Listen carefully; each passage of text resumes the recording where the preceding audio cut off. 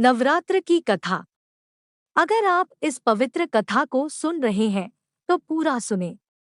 प्राचीन समय में राजा सुरथ नाम के राजा थे। राजा प्रजा की रक्षा में उदासीन रहने लगे थे। परिणाम स्वरूप पड़ोसी राजा ने उस पर चढ़ाई कर दी। सुरथ की सेना भी शत्रु से मिल गई थी। परिणाम स्वरूप राजा सुरथ की हार हुई और वह जान बचाकर जंगल की तरफ भागा।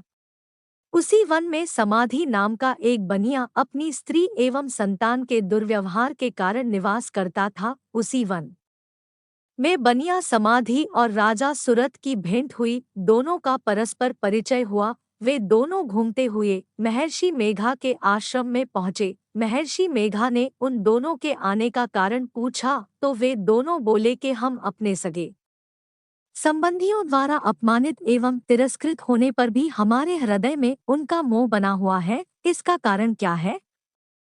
महर्षि मेघा ने उन्हें समझाया कि मन शक्ति के अधीन होता है और आदि शक्ति के अविद्या और विद्या दो रूप है। विद्या ज्ञान स्वरूप है और अविद्या अज्ञान स्वरूप। जो व्यक्ति अविद्या अज्ञान के आदिकरण रूप में उपासना करते हैं उन्हें वे विद्या स्वरूपा प्राप्त होकर मोक्ष प्रदान करती है। इतना सुन राजा सुरथ ने प्रश्न किया है महर्षि, देवी कौन है? उसका जन्म कैसे हुआ? महर्षि बोले, आप जिस देवी के विषय में पूछ रहे हैं वह नित्य स्वरूपा और विश्वव्यापिनी है।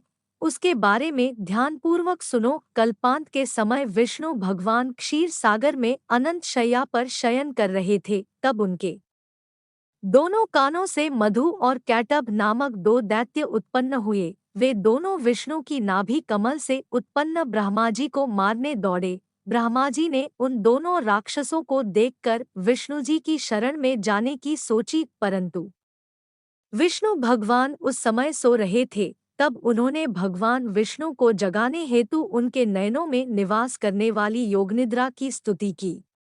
परिणाम स्वरूप तमोगुण अधिष्ठात्री देवी विष्णु भगवान के नेत्र, नासिका, मुख तथा हृदय से निकलकर ब्रह्माजी के सामने उपस्थित हो गई। योगनिद्रा के निकलते ही विष्णु भगवान उठकर बैठ गए। भगवान विष्णु और उन राक्षसों में 5000 साल तक युद्ध चलता रहा। अंत में मधु और कैटभ दोनों राक्षस मारे गए।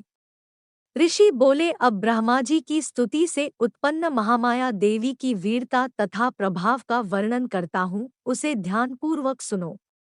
एक समय देवताओं के स्वामी इंद्र तथा दैत्यों के स्वामी महिषासुर में सैकड़ों वर्षों तक घनघोर संग्राम हुआ। इस युद्ध में देवराज इंद्र की पराजय हुई और महिषासुर इंद्रलोक का स्वामी बन बैठा।